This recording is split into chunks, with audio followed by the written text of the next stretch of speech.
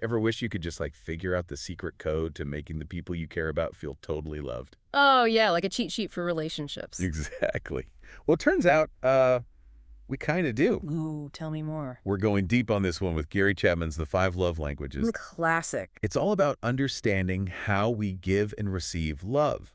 And the idea is that there are five distinct love languages. 5 different ways that we experience love. And knowing these can honestly like transform your relationships, not just romantic ones, but family friendships, even in the workplace. It's pretty powerful stuff. So to kick things off, maybe we can just like recap the basic idea here. Sure. So Chapman's work really highlights this idea that we all have a unique way that we feel most loved.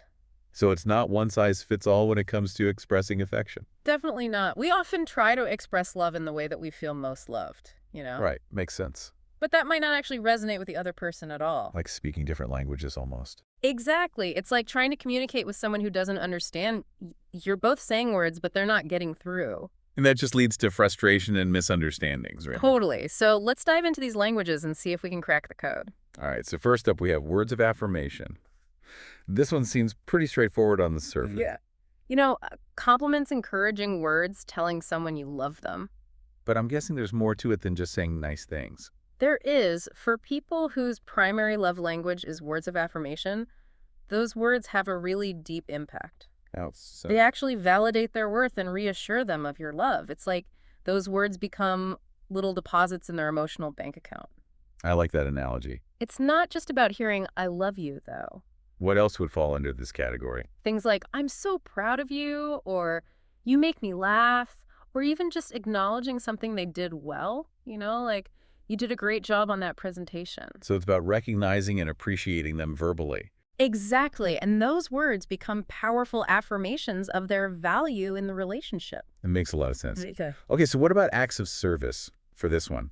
Actions speak louder than words. So we're talking doing the dishes, taking out the trash, helping with a project. Yeah, all those things that lighten someone's load and show them you care. So it's not just about being helpful.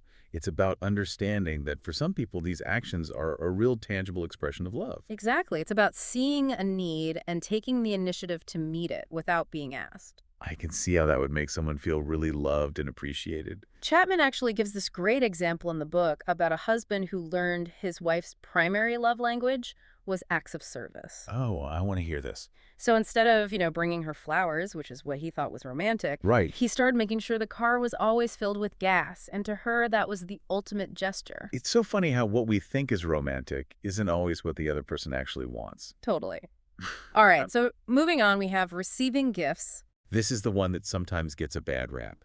People think it's about being materialistic, but it's Right. not about extravagance at all. It's the thought that counts. Exactly. It's about those little tokens of affection that say, I was thinking of you. So, like, picking up their favorite candy bar on your way home. Yes, or bringing them a book you think they'd enjoy, or even just like a little handmade card.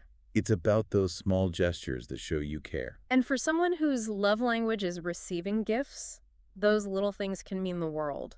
I can see how those little gifts would be like physical reminders of love. They are. Okay, so let's talk about quality time. In our busy world, I feel like this one is becoming more and more important. It is, and it's also one of the easiest to neglect, Because we're all so busy and distracted. Exactly, but quality time is all about giving someone your undivided attention, being present in the moment. So putting away your phone, turning off the TV. Yeah, and really listening to what they have to say, making eye contact, being engaged. It's about showing them that they are the priority in that moment. For someone whose love language is quality time, that feeling of being prioritized above all the distractions is huge. It's like saying, you are the most important thing to me right now.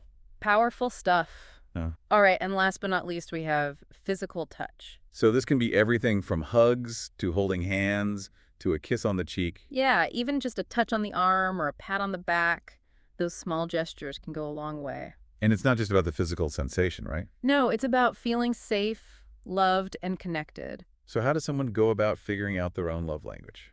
Well, Chapman suggests a few things. One is to pay attention to what makes you feel most loved and appreciated. So what do you crave from others? Right. What makes you feel most connected. And also notice what you tend to ask for or complain about in relationships. Those can be big clues.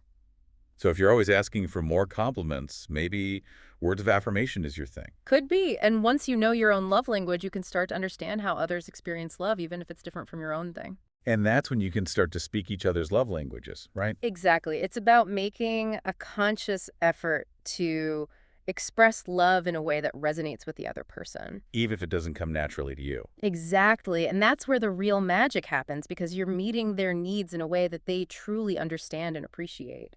That's so cool. But Yeah. what about situations where love languages clash? Like, let's say one person is all about words of affirmation. And the other person is all about acts of service. Right. How do you bridge that gap? Well, Chapman emphasizes communication and compromise. It's about talking openly about your needs and expectations, and then being willing to step outside your comfort zone to meet your partner's needs. So maybe the person who loves acts of service makes an effort to give more compliments. Exactly. And the person who loves words of affirmation tries to do more things to help out around the house. It's about finding that balance. It might feel a little awkward at first, Yeah. especially if it's not your natural way of expressing love. Yeah, but the effort really goes a long way. It does, and it shows your partner that you're really trying to understand and connect with them on a deeper level. It's like learning a new language. You might not be fluent right away, but you can still communicate. I love that analogy. It really captures the essence of what Chapman is trying to say. So as we wrap up our deep dive into the 5 love languages, here's a little something to ponder. Okay, I'm listening. Think about the people you care about most. Your partner, your kids, your friends. Okay, got it. What's one small act of love spoken in their language that you could offer them today? It doesn't have to be grand or expensive, It's about those small gestures that show you care. and that you're speaking their love language. Because sometimes those small acts of love can be the most meaningful gifts of all. Totally agree with that. All right, that's it for this deep dive into the 5 love languages. Thanks for having me. This was fun. Anytime.